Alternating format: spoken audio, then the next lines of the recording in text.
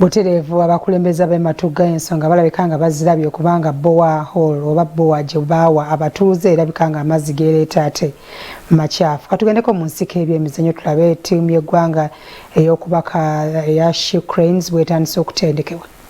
Even when you feel tired, don't give up, mommy. You pick that ball, don't fast. Okumala omwaka mulamba wano mu Uganda omuzannyo gw'okubaka mu lufuutifuuti netball gubadde teguzannyibwa nga kino kyesigama nnyo ku kupalukawo kw'ekirwadde kya COVID-19.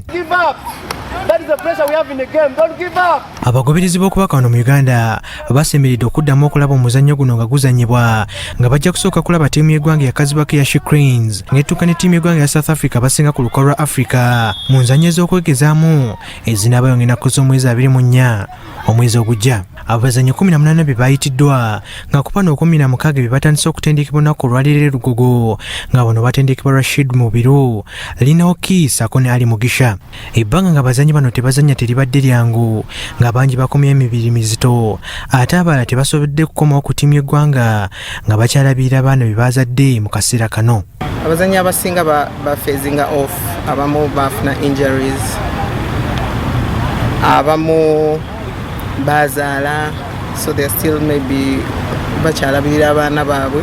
According engeri gye tubadde mu COVID abazannyi abamu bakomyewo nga bazito bagaininze naye tufuba okulaba nga tukikola. Abatwala okubaka ssaako n'abatendeka ttiimu y'eggwanga ya She Cranes mu kaseera kano bali mu kaseera ka kukyusakyusa ttiimu eno oluvannyuma lw'abazannyi abasinga babaddewo kubanga bagenze bakula mu myaka. Engeri gye tufunye bazannyi bapya on board ate bato, we believe bajja kuzannya a better game. Ate tulina bayigiriza to improving on the weaknesses we had. We put in more strength. Tusobole okuba South Africa.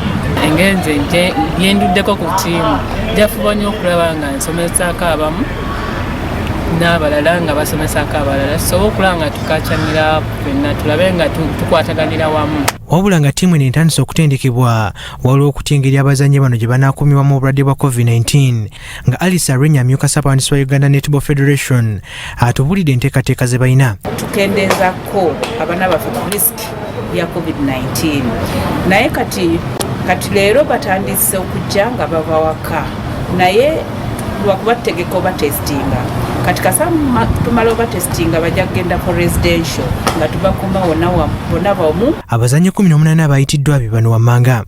Ku ludda olw'abateebi kuliko Mary Nubango nazannya mu Bungereza mu klabu ya Loughborough Lightning, Irene Yalu, Stella Oyira, Anisha Muhammad, Shadia Nasanga ne Yanisha Kabendera. Ku bazannya wakati kuliko Sarah Nakiyunga, Mimi Susan Atino, Florence Adonai ne Shafik Shadira. Ku ludda olw'abazibizi kuliko Nasim Mutesi, Shafi Naranja, Fauzia Nakibuli, Joan Nampungu, Prevas Kayenyi, Robina Nyakecho ne Momena Tausi.